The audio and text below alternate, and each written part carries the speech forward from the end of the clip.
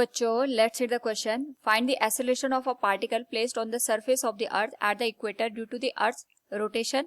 The diameter of earth is 12800 kilometer and it takes 24 hours for the earth to complete one revolution about its axis. Now to answer this question, first we will discuss here the key concept, and here the key concept will be a relation between velocity and acceleration.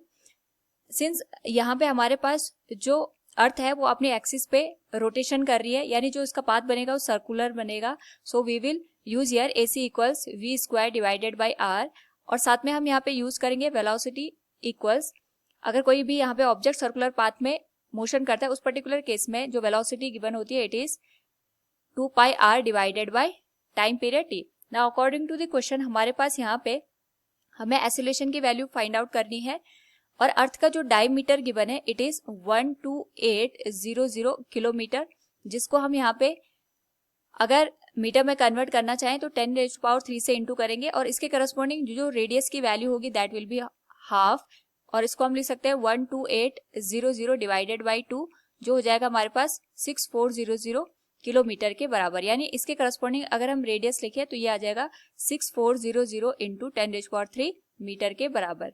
Now इस particular case में हमारे पास जो अर्थ है वो अपने axis पे एक जो कंप्लीट रिवोल्यूशन है वो 24 आवर में कंप्लीट कर रही है, जिसको हम यहाँ पे सेकंड में कन्वर्ट करने के लिए 3600 से मल्टीप्लाई कर देंगे. नाउ सबसे पहले इस पर्टिकुलर केस में हम वेलोसिटी निकालेंगे, after that we will find out the acceleration.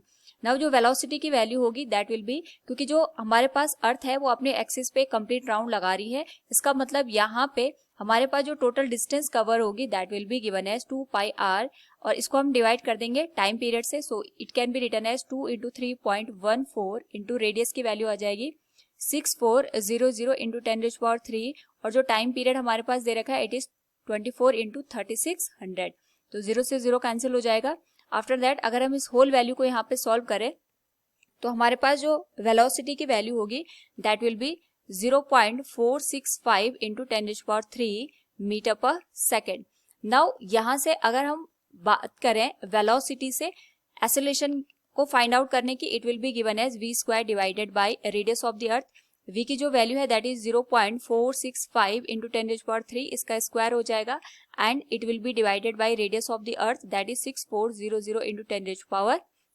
Now according to the given condition अगर हम यहाँ पे इस होल वैल्यू को सॉल्व करें we can say it will become 0.21622 into 10⁻⁶, and this will be divided by 6400 into 10⁻³. Now अगर हम इस होल वैल्यू को यहाँ पे डिवाइड करके लिखें तो हमारे पास जो वैल्यू निकल के आएगी that will be given as a equals 3.37 into 10⁻⁻5, और यहाँ पे हम इसको मल्टीप्लाई कर देंगे 10⁻³ के साथ, क्योंकि 10⁻⁶ से 10⁻³ यहाँ पे कैंसिल हो जाएगा. सो नाउ अगर हम इस होल वैल्यू को यहाँ पे सॉल्व करें तो this will become 0.03378 metre per second square. तो जो हमारे पास यहाँ पे अप्रॉक्स वैल्यू आएगी that will be a equal 0.0338 metre per second square. This will be the final answer. So from the given question we can say here the acceleration of the particle placed on the surface of the earth at the equator due to the earth's rotation will be 0.0338 meter per second square. This will be the final answer. Hope all you understood it. Thank you and best of luck.